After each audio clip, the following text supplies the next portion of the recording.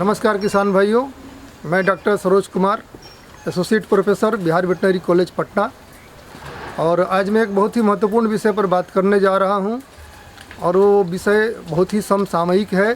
जैसा कि आप सभी देख रहे हैं, हमारे प्रदेश में इस वक्त जो है ठंड जो है काफ़ी धीरे धीरे बढ़ता जा रहा है और सुबह और शाम के समय ठंड काफ़ी ज़्यादा रहती है और दिन में थोड़ा सा गर्माहट भी रहता है बना हुआ।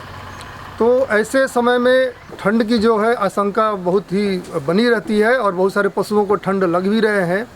तो ऐसे में ज़रूरी है कि हम अपने पशुओं को ठंड लगने से बचाएं। और ठंड लगने का लक्षण है, देखिए पशु आपको उसमें बुखार सबसे पहले रहेगा और नाक से जुकाम बहना, छींक आना और पशु में जो है ढांसना, ये सभी लक्षण जो है आपको इंडिकेट करता है कि आपके पशु को ठंड लग गई है। और अगर ऐसा परिस्थिति हो तो सबसे पहले आप अपने पशु को एक अलग कमरे में रख दें और सबसे बड़ी बात, आप वहाँ पे धुआं न करें।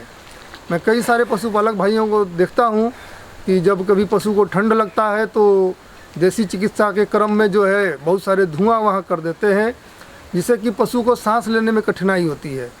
तो कृपया करके आप ऐसा न करें, इससे पशुओं को और ज़्यादा दिक्कत होती है। और इसे हम लोग बोलचाल की भाषा में अढ़ैया बुखार भी कहते हैं, जो इफीमेरल फीवर के नाम से जाना जाता है। और इसमें कुछ नहीं है, वायरल डिजीज है एक तरह का।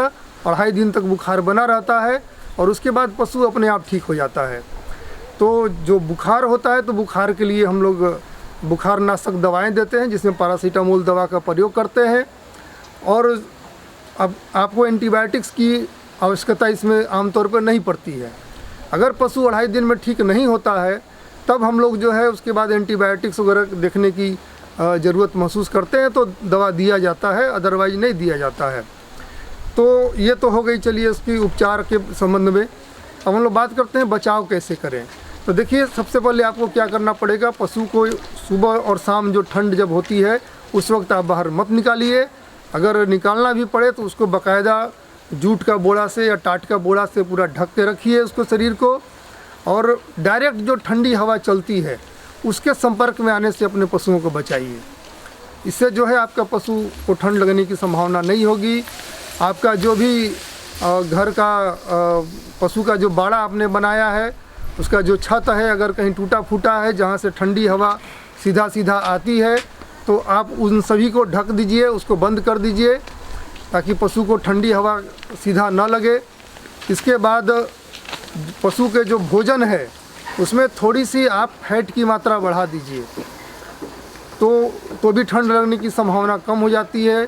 थोड़ी सी मल्टीविटामिन्स का भी आप प्रयोग कीजिए उसके भोजन में, तो पशु को ठंड लगने की संभावना और कम हो जाएगी। तो इस प्रकार से आप अगर थोड़ा सावधानी बरतेंगे तो निश्चित रूप से आपके पशु को ठंड नहीं लगेगी और आपके पशु जो है उत्पादन आपको देता रहेगा।